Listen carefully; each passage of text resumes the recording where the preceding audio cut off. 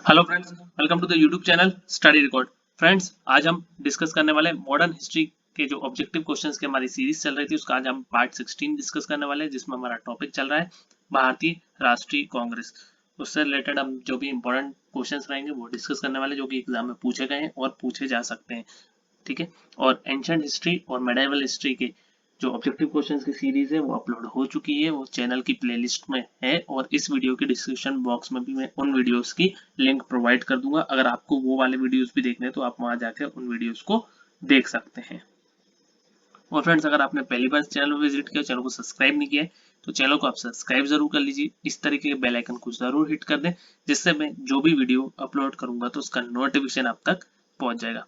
और फ्रेंड्स, मैंने चैनल के डिस्क्रिप्शन में टेलीग्राम ग्रुप की लिंक प्रोवाइड कर दी है, तो आप टेलीग्राम ग्रुप पर भी ज्वाइन हो सकते हैं। आप मुझे इंस्टा पर भी फॉलो कर सकते हैं स्टडी रिकॉर्ड के नाम से।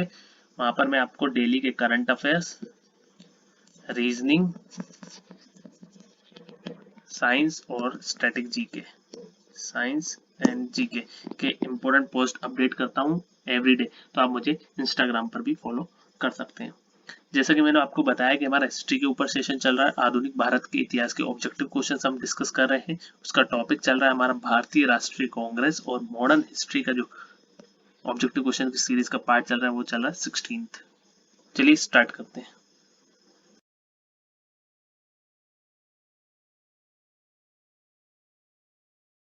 फर्स्ट क्वेश्चन है हमारे आज के सेशन का, किस स्थान पर पुलिस मुठभेड़ में चंद्रशेखर आजाद शहीद हो गए? तो इसका राइट आंसर है option number A, Alfred park, Allahabad. Alfred park, Allahabad इसका राइट आंसर हो जाएगा। ऑप्शन नंबर ए इसका राइट आंसर हो जाएगा। इलाहाबाद के अल्फ्रेड नामक स्थान पर पुलिस मुठभेड़ में चंद्रशेखर आजाद शहीद हुए थे, और चंद्रशेखर आजाद फरवरी 1931 कब? फरवरी 1931 को शहीद हुए थे। और चंद्रशेखर आजाद ने क्रांति अमर रहे का नारा दिया था। क्रांति अमर रहे का नारा दिया था किसने? चंद्रशेखर आजाद ने। क्या नारा दिया था? क्रांति अमर रहे। ये आप नोट डाउन कर लीजिए। चलिए नेक्स्ट क्वेश्चन डिस्कस करते हैं। नेक्स्ट क्वेश्चन है, किस क्रांतिकारी ने खुद से मौत को गले लगाया था? तो इसका राइट आंसर है Chandrashekhar Azad. Option number D, Chandrashekhar Azad इसका राइट आंसर हो जाएगा। महान क्रांतिकारी चंद्रशेखर आजाद ने खुद से मौत को गले लगाया था। फरवरी 1931 को चंद्रशेखर आजाद इलाहाबाद के अल्फ्रेड पार्क में स्वयं गोली मारकर देश के लिए शहीद हो गए थे। 23 मार्च 1931 को लाहौर षड्यंत्र के तहत भगत सिंह, सुखदेव एवं राजगुरु को फांसी की सजा दी गई थी, और खुदीराम बोस एवं प्रफुल्ल चंद्र चाकी ने 1908 ईस्वी में मुजफ्फरपुर के न्यायाधीश जॉर्ज किंग्स फोर्ट की गाड़ी पर बम फेंका, जिसमें अंग्रेज, कनेडी एवं उसके परिवार की 2 महिलाएं मारी गई थी। प्रफुल्ल चंद्र चाकी पुलिस के घेरे में आने के बाद स्वयं गोली मारकर शहीद हो गए थे, तो वहीं खुदीराम बोस पकड़े गए और उन्हें 1908 ईस्वी में अलीपुर सेंट्रल जेल में फांसी की सजा दे दी गई थी। इस प्रकार खुदीराम बोस भारत के पहले क्रांतिकारी थे जो सबसे कम उम्र में शहीद हुए थे। ये मैं आपको बता चुका हूँ। ठीक है। तो किस क्रांतिकारी ने खुद को मौत से गले लगाया था? तो चंद्रशेखर आजाद इसका राइट आंसर होगा। चलिए नेक्स्ट क्वेश्चन डिस्कस करते हैं। नेक्स्ट क्वेश्चन है, काकोरी ट्रेन डकैती कौन से साल में हुई थी? तो ये हुई थी 1925 ईस्वी में। ऑप्शन नंबर सी इसका राइट आंसर हो जाएगा। 1925 आपको याद रखना है, 1925 इसका राइट आंसर हो जाएगा। तो 9 अगस्त 1925 कब? 9 अगस्त 1925 ईस्वी को उत्तर प्रदेश जाने वाली काकोरी ट्रेन को क्रांतिकारियों ने लूट लिया। इसे हम काकोरी षड्यंत्र के नाम से जानते हैं। काकोरी षड्यंत्र के तहत 2 साल के मुकदमे के बाद राम प्रसाद बिस्मिल, अशफाक उल्ला खां, राजेंद्र लाहिड़ी एवं रोशन सिंह को फांसी की सजा दी गई थी, तो वहीं सचिंद्रनाथ सान्याल को आजीवन कारावास की सजा दी गई थी। ठीक है, तो ये पॉइंट आपको याद रखना है। तो काकोरी ट्रेन डकैती कौन से साल में हुई थी? तो 1925 का राइट आंसर हो जाएगा। नेक्स्ट क्वेश्चन है, 1866 में ईस्ट इंडिया संघ की स्थापना किसने की थी? तो 1866 में ईस्ट इंडिया संघ की स्थापना की थी दादा भाई नौरोजी ने। ऑप्शन नंबर बी इसका राइट आंसर हो जाएगा, दादा भाई नौरोजी इसका राइट आंसर हो जाएगा। ठीक है, डायरेक्ट क्वेश्चन पूछा जाता है कि ईस्ट इंडिया संघ की स्थापना कब की गई, तो 1866 में की गई। किसके द्वारा की गई, तो दादा भाई नौरोजी के द्वारा की गई। नेक्स्ट क्वेश्चन है, कौन हिंदुस्तान सोशलिस्ट रिपब्लिकन एसोसिएशन का सदस्य नहीं था, तो इसका राइट आंसर है नाना साहब। नाना साहब इसका राइट आंसर हो जाएगा। तो हिंदुस्तान सोशलिस्ट रिपब्लिकन एसोसिएशन का सदस्य जो थे वो थे चंद्रशेखर आजाद, सुखदेव और भगत सिंह। ठीक है, और हिंदुस्तान रिपब्लिकन एसोसिएशन का गठन 1924 ईस्वी में कानपुर की धरती पर भगत सिंह ने किया था। भगत सिंह ने किया था 1924 में गठन। इसका अध्यक्ष राम प्रसाद बिस्मिल को बनाया गया था और चंद्रशेखर आजाद ने 1928 ईस्वी में दिल्ली में इसका नाम बदलकर हिंदुस्तान सोशलिस्ट रिपब्लिकन एसोसिएशन कर दिया। ठीक है, तो नाम किसने बदला था, तो चंद्रशेखर आजाद जी ने नाम बदला था। ठीक है, आई होप आपको समझ में आ गया होगा। नेक्स्ट क्वेश्चन है, काकोरी ट्रेन डकैती 1925 में किसके द्वारा आयोजित की गई थी, तो ये आयोजित की गई थी Hindustan Republican association. Option number D इसका राइट आंसर हो जाएगा, हिंदुस्तान रिपब्लिकन एसोसिएशन इसका राइट आंसर हो जाएगा। तो काकोरी ट्रेन डकैती 1925 ईस्वी में हिंदुस्तान रिपब्लिकन एसोसिएशन द्वारा आयोजित की गई थी। डायरेक्ट क्वेश्चन पूछा जाता है। नेक्स्ट क्वेश्चन है, असेंबली बम कांड में भगत सिंह के साथ कौन मुख्य आरोपी था, तो असेंबली बम कांड में भगत सिंह के साथ बटुकेश्वर दत्त मुख्य आरोपी था। तो भगत सिंह एवं बटुकेश्वर दत्त ने 1929 ईस्वी में दिल्ली स्थित सेंट्रल लेजिस्लेटिव असेंबली में बम फेंका था। कब फेंका था, 1929 ईस्वी में। ये डेट भी आपको याद रखनी है। और वह bomb public safety bill and trade dispute bill के विरोध में फेंका था। ठीक है, तो ये आपको याद रखना है। नेक्स्ट क्वेश्चन है, भारतीय राष्ट्रीय कांग्रेस का पहला सम्मेलन कहाँ आयोजित किया गया था, तो पहला सम्मेलन आपको पता है कि मुंबई में। कहाँ आयोजित किया गया था, तो मुंबई में आयोजित किया गया था। ऑप्शन नंबर सी इसका राइट आंसर हो जाएगा। नेक्स्ट क्वेश्चन है, शांतिपूर्ण प्रतिरोध का सिद्धांत किसने प्रतिपादित किया था, तो इसका राइट आंसर है अरविंद घोष। अरविंद घोष इसका राइट आंसर हो जाएगा। ऑप्शन नंबर बी इसका राइट आंसर हो जाएगा। तो शांतिपूर्ण प्रतिरोध का सिद्धांत अरविंद घोष ने प्रतिपादित किया था।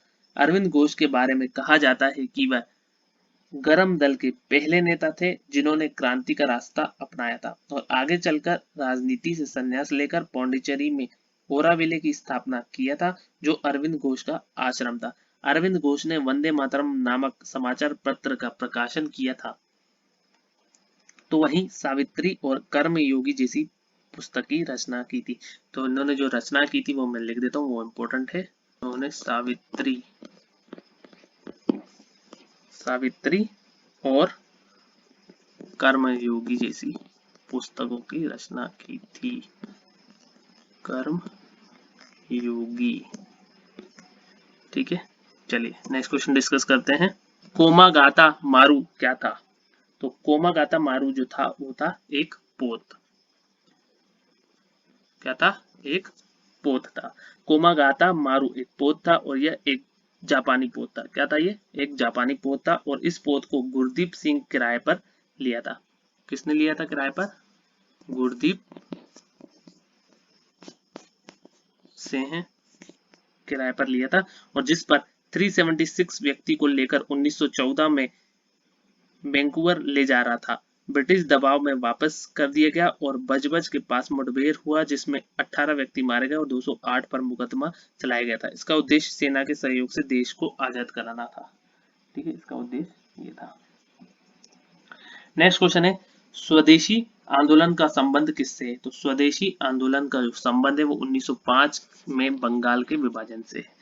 तो स्वदेशी आंदोलन का संबंध 1905 में बंगाल विभाजन से था। भारत के वायसराय लॉर्ड कर्जन ने 19 जुलाई 1905 को बंगाल विभाजन की घोषणा की थी, जो हम डिस्कस कर चुके हैं। लेकिन बंगाल का विभाजन विधिवत रूप से 16 अक्टूबर 1905 को हुआ था। लॉर्ड कर्जन का मानना था कि उसने बंगाल का विभाजन प्रशासनिक सुविधा को ध्यान में रखते हुए किया है, लेकिन भारतीयों का यह मानना था कि उसने बंगाल का विभाजन सांप्रदायिकता को बढ़ावा देने के लिए किया है ताकि हिंदू और मुसलमानों के बीच दूरी बढ़ सके। बंगाल विभाजन के विरोध में 1905 ईस्वी में जो आंदोलन चलाया गया था उसे हम स्वदेशी आंदोलन के नाम से जानते हैं। और स्वदेशी आंदोलन का नेतृत्व सुरेंद्र नाथ बनर्जी ने किया था। नेतृत्व किसने किया था, ये आप नोट कर लीजिए, सुरेंद्र नाथ बनर्जी। ठीक है, इन्होंने इसका नेतृत्व किया था। और बंगाल विभाजन के विरोध में रविंद्रनाथ टैगोर के कहने पर भारतीयों ने एक दूसरे के कलाई पर राखी बांधकर एकता का संचार किया था। ठीक है, तो ये आपको याद रखना है। नेक्स्ट क्वेश्चन है, इंकलाब जिंदाबाद का नारा किसने दिया था? तो इसका राइट आंसर है भगत सिंह। तो इंकलाब जिंदाबाद का नारा किसने दिया था? तो भगत सिंह ने दिया था। इंकलाब जिंदाबाद का नारा शहीद ए आजम भगत सिंह ने दिया था। तो भगत सिंह को हम किस नाम से और जानते हैं? शहीद ए आजम। मोहम्मद इकबाल के द्वारा सर्वप्रथम इस शब्द का प्रयोग किया गया था, जिसे भगत सिंह ने लोकप्रिय बनाया था। ठीक है, नेक्स्ट क्वेश्चन है, किसका संबंध गदर पार्टी से नहीं था? ठीक है, तो इसका right answer option number B, Baba Gurdeep Singh. तो लाला हरदयाल, मोहम्मद बरकतुल्ला और सोहन सिंह बाकरा, इनका संबंध किससे था? गदर पार्टी से था।